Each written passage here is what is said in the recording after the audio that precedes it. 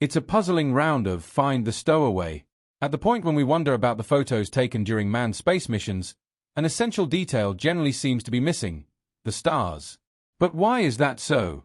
After all, it's not difficult to recognize the thousands and thousands of shimmering stars overhead on Earth.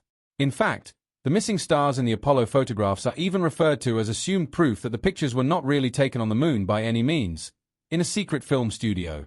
But does it have to be so conspiratorial? Or is there a much less complex explanation for the puzzling shortfall of the brilliant bodies?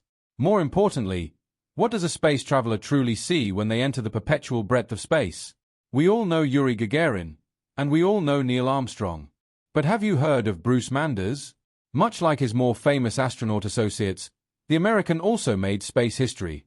On February 7, 1984, Manders became the first person to complete a spacewalk without a safety line. However, the trailblazer walker didn't have to manage without a little help. When Manders left the space shuttle, he was carrying a 140 kilograms rocket motor on his back that allowed him to move in space. Eventually, he spent 4 hours and 55 minutes in space this way and climbed to 100 meters away from his spaceship. At first, you might imagine that such an introduction to the endless void would be unbelievably quiet, almost reflective. Yet, surprisingly, Manders didn't describe his unstable space journey as thoughtful. In retrospect, there was a space junk in Earth's orbit, which can quickly develop more penetrating power than a gunshot. Furthermore, there was space traveler Bob Stewart, who also ventured into the deep dark of space shortly after Manders. Also, the ground team and the other crew members on the shuttle were talking rapidly over the radio the entire time. As a result, Manders later summarized his remarkable walk with the single word, clearly. But this description stands in stark contrast to the photographs that circulated around the world, since they leave us completely stunned. They show a desolate astronaut, clearly floating alone through the vast expanse of the universe, away from the Earth, which presents itself in the photos as a dazzling blue circle. Only the completely dark infinity surrounds us in the background. But why is that really the case? Shouldn't the scene be overflowing with endless stars? Well, obviously it should. After all, our Milky Way alone is home to an estimated 100 to 200 billion of these shimmering stars. But if the stars are there, why can't we see them in the photographs? How do the stars become invisible? Another mission, same picture. As is well known, the photographs of the Apollo 11 mission also show a puzzling heavenly round of find the stowaway. But shouldn't the stars have been especially easy to see due to the moon's lack of atmosphere? Well, you might think so. And where the brilliant bodies are hard to find, it is considered more probable in certain circles that it was too complicated for the set developers in their secret film studios to reproduce the thousands and billions of stars in the right constellations. The official explanation, on the other hand, sounds somewhat different. It justifies the absence of stars with the short exposure time of the photographs. Essentially, the surface of the moon reflected the sunlight so strongly that not even the astronauts themselves could see the stars.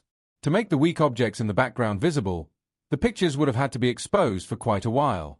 However, this would have resulted in the astronauts and the lunar surface being overexposed and thus unrecognizable. A short exposure time hides the stars overhead, but as a result, it shows the true subject of the mission, specifically the Apollo astronauts at work on the moon.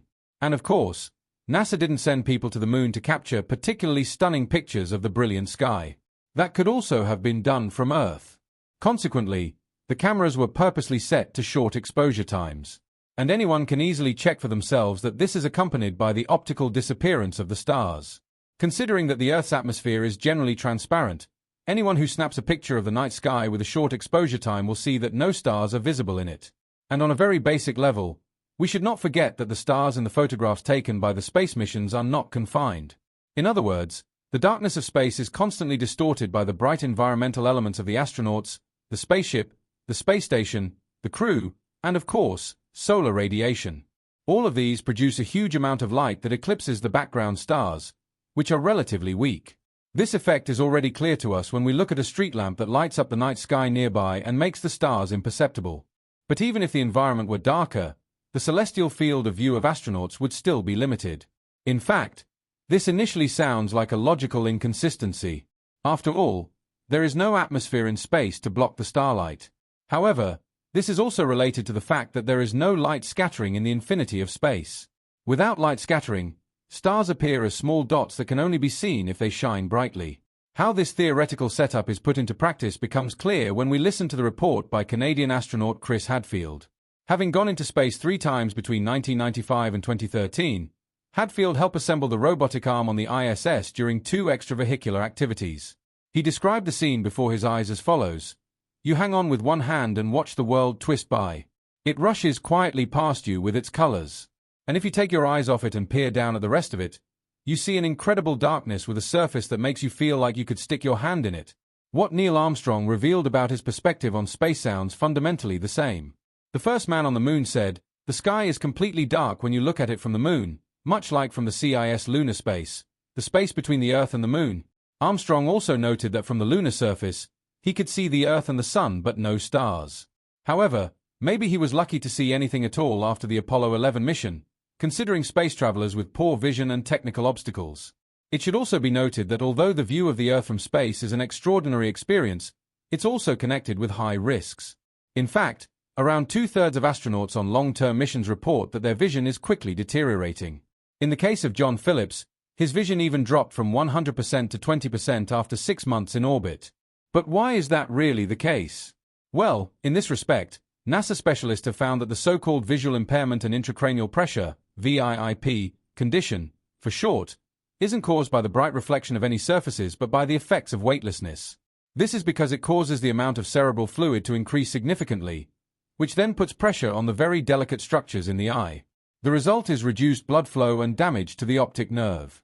Unfortunately, studies have shown that this distortion inside the eye and the related visual impairment do not always disappear after the astronauts return to Earth, which makes the camera-based view of space appear much better.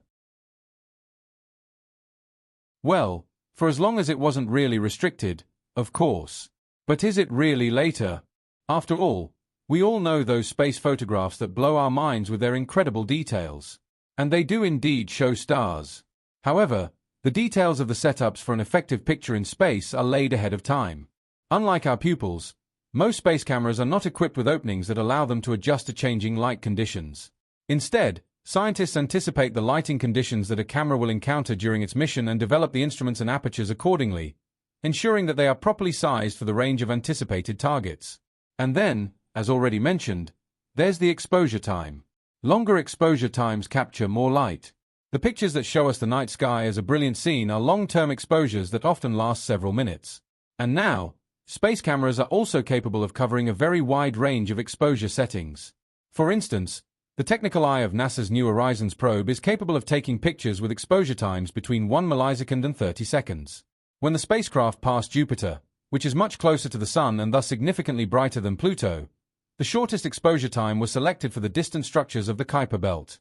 The longest exposure time was used for the unexpected. This also answers another much-asked question about space pictures. How can cameras take pictures so far from the Sun, where the light is so weak? The answer to this question lies in a mix of highly sensitive cameras and, if necessary, long exposures. But what happens when the cameras are not sensitive enough for their mission? It becomes clear when we look at a few old Voyager 2 previews initially intended for the condition on Jupiter and Saturn. The camera crashed while attempting to capture the designs in the general dimness of Neptune. Thus, it happens that the best Voyager 2 pictures of the Neptune moon Proteus only look like a divine body when we close both eyes. We'd like to remind you to tap on the 2 buttons below our video. Start with a thumbs up and then subscribe so you never miss another post from us in the future. We'll see you soon.